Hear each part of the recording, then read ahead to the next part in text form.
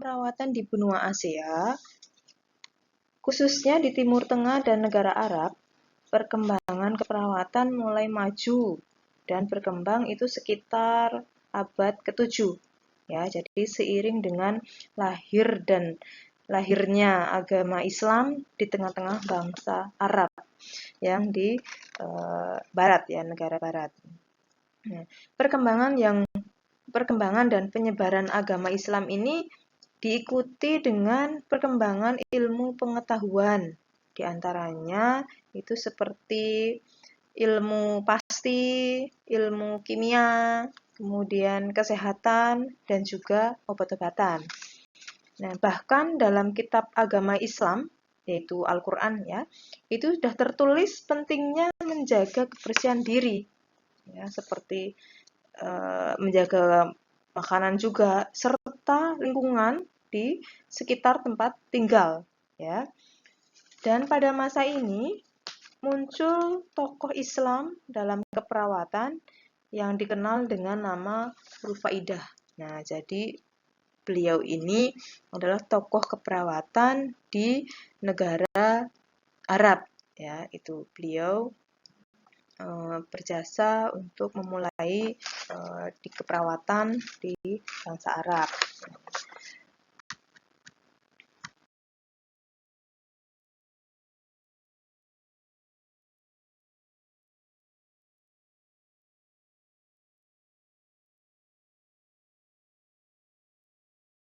Beberapa tokoh keperawatan yang mempunyai peran besar dalam perubahan sejarah perkembangan keperawatan.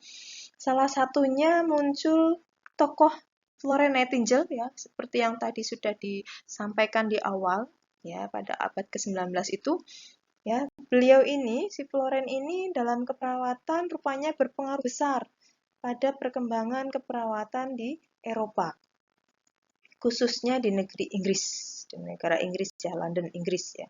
Jadi berkat jasanya, kerja kerasnya, perjuangannya, perhatian dan dedikasinya yang sangat luar biasa di bidang keperawatan, juga keinginan untuk memajukan keperawatan ya, si beliau ini khususnya terhadap para korban perang. Jadi sasaran waktu itu karena sedang musim perang, ya, sehingga sasaran utamanya adalah si Florence ini melihatnya pada korban perang. Entah itu siapapun ya, punya yang menjadi korban, itu sebagai sasaran pelayanannya di bidang kemanusiaan dan kesehatan.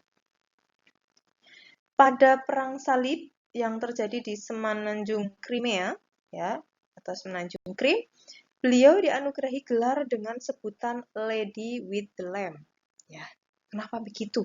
Ya, kenapa begitu? Karena dia seorang wanita yang datang merawat pasiennya, yang ketika ada panggilan untuk ada yang membutuhkan, dia selalu membawa lampu ya ke tempat pasiennya itu, sehingga dijuluki dengan sebutan Lady with the Lamb ya, oleh para tentara korban perang ya, karena sasarannya adalah pasiennya adalah para korban perang ya. Dan pada akhirnya di negara Inggris terjadi kemajuan yang pesat dalam bidang keperawatan ya, karena saking banyaknya korban perang itu ya, sehingga kan banyak pasien ya, sehingga kalau kita masa-masa sedang mahasiswa itu ya, praktek di rumah sakit, kalau pasiennya banyak, pengalamannya kan banyak ya, jadi tambah pinter apa enggak? Pastinya pinter kan? Nah, karena sering melakukan mengulang kegiatan infus, nyuntik, dan sebagainya itu dikerjakan berkali-kali, berulang-ulang, karena pasiennya ada. Nah, sama posisinya. Jadi, pada saat zaman perang itu kan banyak korbannya, butuh perawatan, butuh pertolongan, ya, sehingga semakin terampil ya untuk tenaga medisnya atau para medisnya. Kemudian pada akhirnya di negara Inggris ya, tadi ada kemajuan pesat dalam bidang keperawatan. Ini diantaranya adalah pembangunan sekolah-sekolah perawat dan pendirian Perhimpunan Perawat Nasional Inggris atau yang dikenal dengan British Nurse Association.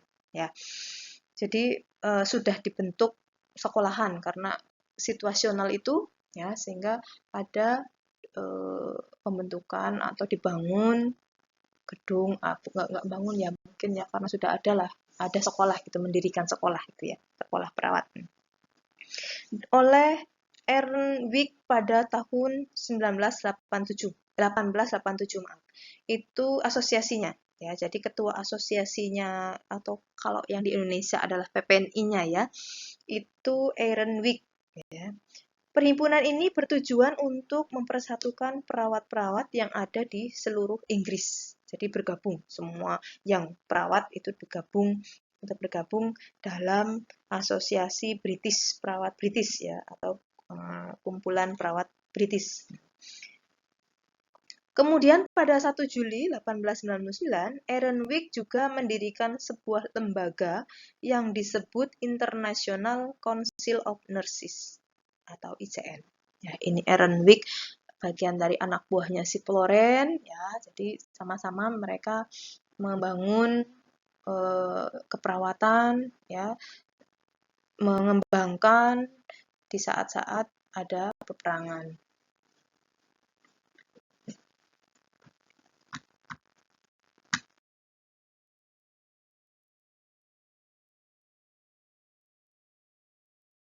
Dunia keperawatan terus berkembang pesat ya, saking banyaknya karena orang-orang pintar. Ini mendorong munculnya tokoh-tokoh penting dalam keperawatan.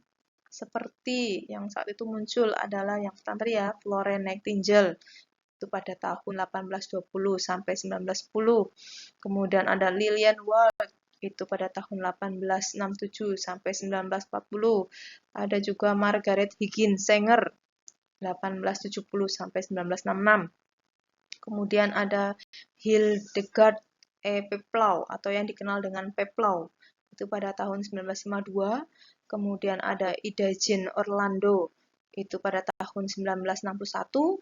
Kemudian ada Virginia Henderson, ini juga sangat tenar ya pada tahun 1966. Kemudian ada Sister Calista Roy, ini pada tahun 1970, ini juga sangat tenar. Dan yang terakhir ada Martha E. Roger ya pada tahun 1970 juga.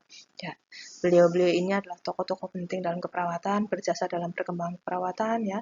Ini yang kita namakan belajar sejarahnya keperawatan adalah kepada beliau-beliau ini. Adanya beliau ya dalam kiprahnya membangun pelayanan keperawatan ya sampai sekarang ini masih berjalan ya. Itulah sejarahnya adalah dari beliau ini.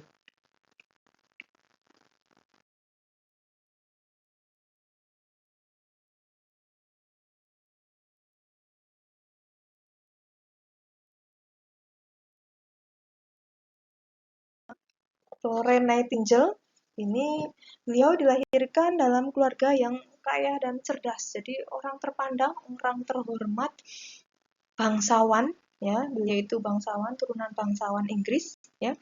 Ia namun merasa terpanggil ya, walaupun dia seorang bangsawan tapi tidak menganggap remeh gitu ya pekerjaan sebagai seorang perawat gitu ya, malah justru dia sangat bangga dan merasa terpanggil untuk membantu sesama manusia dan meningkatkan kesejahteraannya ya. Sungguh luar biasa ini Florence Nightingale ya. Ia memutuskan untuk menjadi seorang perawat walaupun mendapat pertentangan dari keluarga ya, itu tantangan beliau, perjuangan beliau juga ya di antara keluarganya karena dianggap melanggar aturan dan kebiasaan sebagai keluarga bangsawan Inggris ya. Bahasa Inggris tahu sendiri ya, itu masih banyak sekali aturan-aturan yang kental terutama di bangsawan-bangsawannya ya, sampai saat ini juga masih banyak aturan yang mengikat gitu ya bagi keluarga-keluarga yang bangsawan ya. Namun berkat kegigihan dan kontribusinya dalam bidang keperawatan, terutama pada saat-saat terjadi perang salib itu yang di Semenanjung Krimi tadi, ya, membuatnya dianugerahi gelar Lady with the Lamb tadi oleh para korban perang, tentara-tentara korban perang. Ya, jadi perjuangannya Florence itu untuk dirinya sendiri juga dia berjuang keluar dari keluarga bangsawannya, namun dia juga tetap berkiprah untuk rakyat dan masyarakat yang membutuhkan gitu ya. Perjuangannya double ya.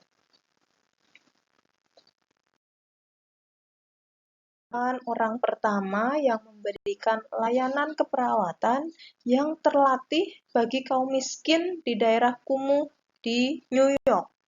Ya, ini juga kemanusiaannya tinggi ya, seperti Floren tadi. Ini mereka berdua memberikan layanan keperawatan, layanan sosial, dan juga mengadakan kegiatan pendidikan dan budaya. Luar biasa ya orang ini. Ya, serta mendirikan sekolah keperawatan sebagai tambahan keperawatan kunjungan rumah.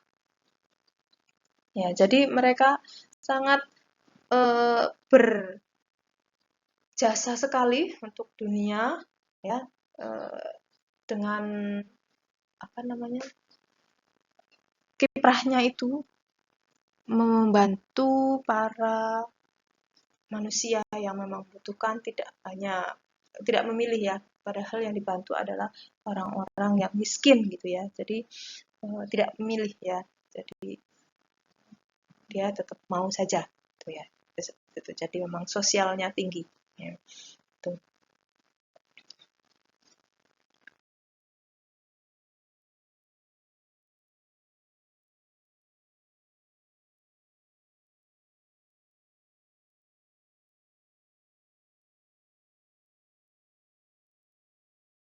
Nah, beliau ini lebih dikenal dengan sebutan Sanger ya, merupakan seorang perawat kesehatan masyarakat yang ada di New York,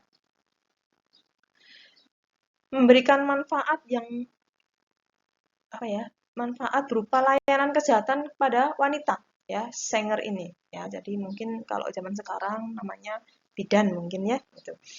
Ia dianggap sebagai pendiri keluarga berencana dikarenakan pengalamannya dalam menghadapi sejumlah besar kehamilan yang tidak diinginkan terutama pada masyarakat pekerja miskin dan sangat menolong dalam mengatasi masalahnya. Jadi ya, ini si Sanger ini, Margaret ini ya, Margaret Sanger, kalau zaman sekarang mungkin maksudnya adalah dia profesinya bidan ya, karena dia khusus membantu para wanita-wanita dan terutama adalah para wanita yang hamil di tidak sesuai dengan keinginan atau KTD, kehamilan tidak diinginkan ya, yang terjadi pada masyarakat pekerja miskin ya, orang-orang miskin yang mungkin korban pelecehan seksual dan sebagainya, perkosaan dan sebagainya ya di zaman dahulu itu ya, atau bahkan ketidakmampuan secara ekonomi, tapi itu jadi tidak diinginkan ya kehamilan ya, karena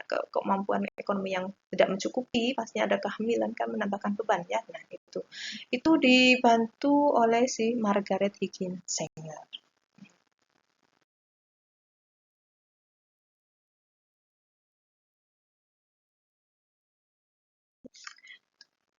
Peplau ya, Hildegard Peplau ya, ini dikenalnya dengan Peplau ya, itu menekankan bahwa hubungan antara manusia merupakan dasar bagi perawat untuk mengkaji proses hubungan dengan pasien ya. Ada juga Ida Jean Orlando, beliau menekankan bahwa keperawatan bertujuan untuk merespon perilaku pasien dalam memenuhi kebutuhannya dengan segera. Ya, jadi mereka-mereka ini tokoh-tokoh yang luar biasa ya untuk dunia keperawatan. Jadi makanya yang perawat sekarang itu harus mencontoh ya, mentauladani para pimpinan perawat zaman dahulu ini ya, luar biasa jasanya ya, menanamkan menanamkan apa ya, rasa sosial yang tinggi. Kita harus punya rasa itu kepada setiap pasien. Jadi yang ditekankan adalah kita menolong ya, kita menolong gitu ya. Itu seperti itu. Virginia Henderson ya, ini tokoh ini menekankan bahwa perawat hanya membantu pasien dalam melakukan hal yang tidak dapat ia lakukan sendiri agar kemandirian pasien meningkat. Jadi maksudnya si Virginia ini lebih banyak membantunya itu pada hal-hal yang memang pasien tidak bisa melakukan sendiri. Contoh, pasien yang patah tulang di tangan kanan misalnya. Berarti kan dia mungkin tidak mampu untuk makan, beraktivitas menggunakan tangan kanan, ya itu baru dibantu. Tapi kalau yang masih bisa ya berarti tidak bisa dibantu, ya supaya pasien pun mandiri gitu.